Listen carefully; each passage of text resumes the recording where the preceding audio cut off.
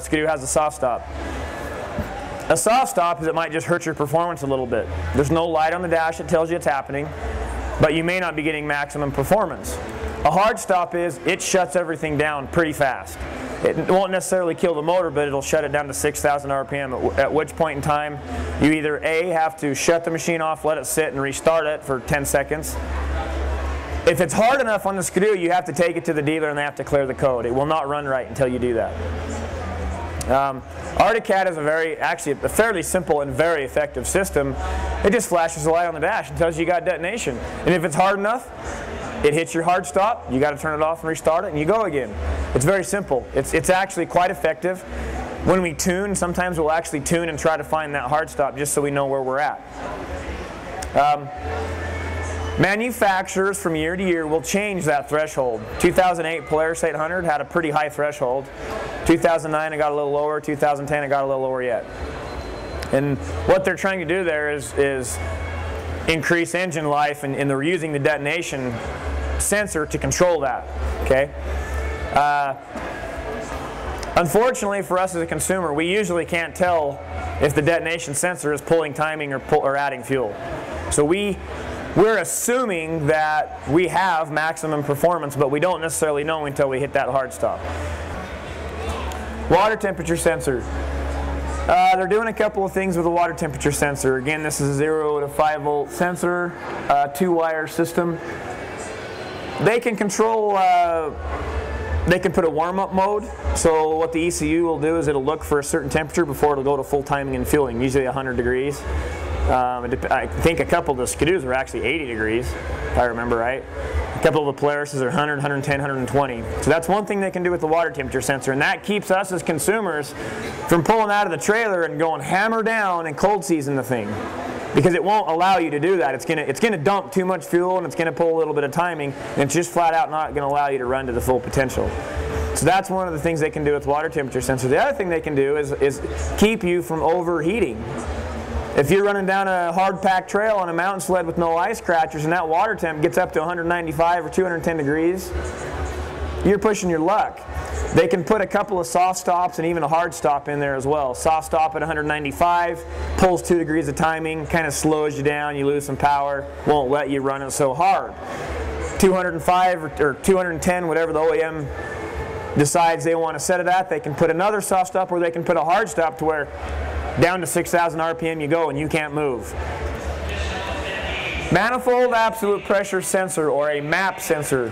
You'll notice we've got here Polaris and ArcticCat factory turbo sleds. What we're doing here is we're basically measuring boost pressure. A MAP sensor is used to measure how much pressure there is in the manifold. So it's taking atmospheric air and combining it with how much you have pressurized that air, and it's giving the ECU a measurement so that it knows how much fuel it needs to add based off of that extra pressure. So that's kind of the difference between a MAP sensor and a barometric pressure sensor. Is one's just basically measuring atmospheric air, where the other is measuring total air pressure at the intake manifold after the carburetor. Okay?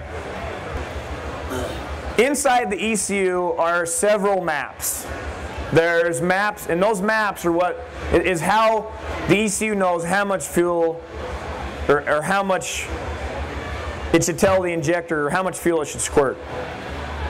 This map has two entities. You've got RPM down the side on the left, and you have throttle position across the top. And then you've got all the corresponding boxes in the middle. So here we've got 6,250 RPM at 20% throttle. Okay? Now this is a Power Commander map. A Power Commander, you guys know, aftermarket box. It gives us some control over the fueling that we don't have on a stock sled. If we want to modify, typically we got to be able to adjust the fuel somehow. Dustin's talked about making a map. The guys at SLP have done countless hours of snow testing, developing maps for their specific setups. So if you get it set up from them, and some of the other companies that make exhausts or kits, they'll actually have maps already pre-made. So in that case, you won't have to make your own. But if you're using a setup that is kind of not one of the common setups, then that would be when you would probably want to build your own map, or at least start from a map that's already been made and go from there. But So I know they've done a ton of homework on building maps, so they have a huge resource of knowledge about this. So yeah, and that's when the EFI thing started happening. A lot of people were so scared of it because just like anything else, you don't understand, you know. And once we kind of started getting the technology as far as the aftermarket to catch up, we started to realize this is something we really want to embrace, and there's two reasons. Number one, it's so much easier for me to send a map file on an email to a customer. I mean, it's easy. You're trying to tune stuff with EFI. The biggest thing you need to do is figure out the conditions that are causing some phenomenon that you see when you're out riding. For example, you're out riding, you feel a sled hiccup or do something weird, and you say, oh, I think that was about 50% throttle and this RPM. Well, with what you really need to do, if you really want to tune it the right way, is you need to figure out exactly what condition the sled is running in. Was the sled running hot? Was it running cold? What throttle position was it? Was it 50% or 60%, or was it 55%? You know, were you at 6,500 RPM or were you at 7? All those things make a difference when you're trying to tune the EFI, and you can make a guess when you're out riding, or you could actually try and